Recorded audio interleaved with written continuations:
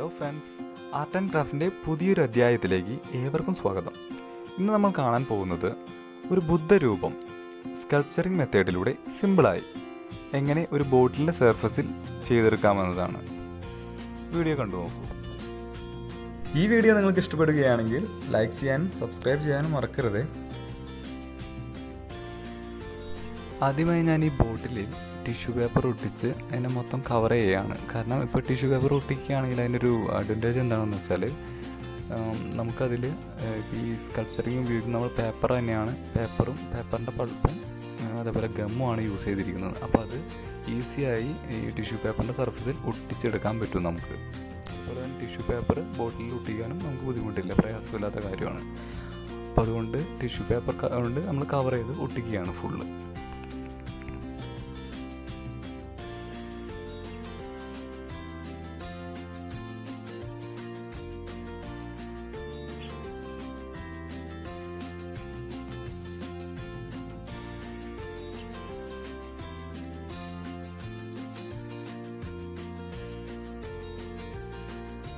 Tissue പേപ്പറെല്ലാം നല്ല പോലെ ബോട്ടിലിൻ്റെ സർഫസിൽ ഒട്ടിപ്പിടിച്ചിട്ടുണ്ട്. ഇനി നമുക്ക് ചെയ്യേണ്ടതെന്ന് പറഞ്ഞാൽ അതിൽ നമ്മൾ ആ രൂപം ചെയ്യുന്ന ഭാഗത്ത് ഒരു ഔട്ട്ലൈൻ ഇട്ട് കൊടുക്കാവുന്നതാണ്.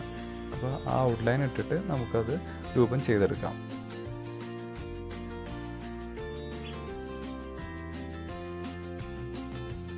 അതൊരു ഏകദേശ രൂപമായി കഴിഞ്ഞാൽ പിന്നെ നമുക്കതൊന്ന് സെറ്റ് ആവാൻ വയ്ക്കാം. കാരണം കുറച്ച് അതിൻ്റെ സർഫസ് ഒന്ന് ഡ്രൈ ആവണം.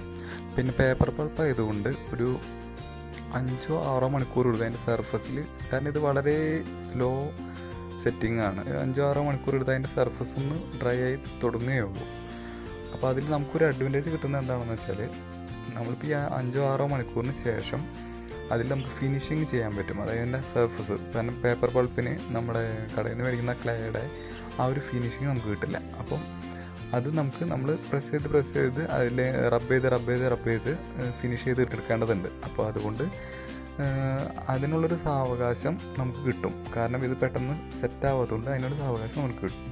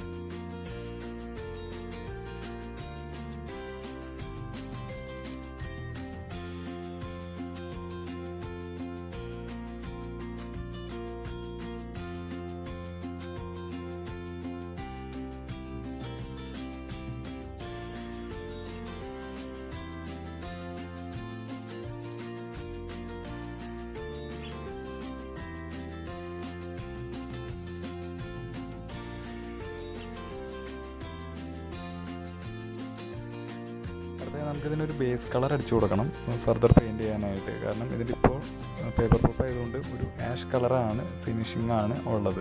അപ്പോൾ അത് നമ്മൾ വേറെ ഏത് കളർ അടിച്ചാലും ഒരു മങ്ങിയ ഔട്ട്പുട്ടേ നമുക്ക് കിട്ടുകയുള്ളൂ. അപ്പോൾ നമ്മളതിന് ബേസ് കളർ വൈറ്റ് അടിച്ചു കൊടുക്കുകയാണ്.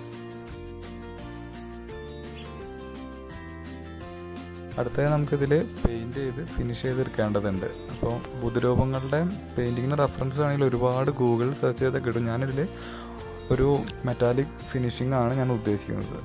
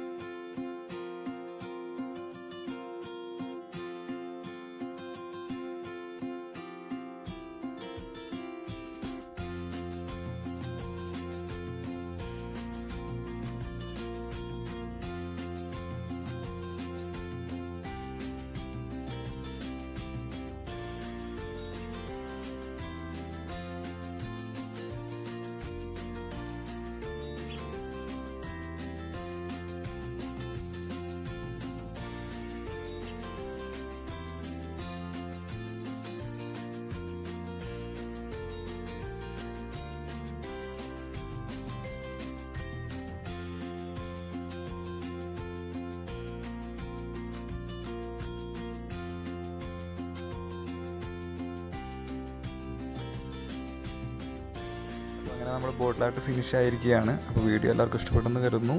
ഇനി മറ്റൊരു വീഡിയോയുമായി വീണ്ടും കാണുന്നതുവരെ ഗുഡ് ബൈ.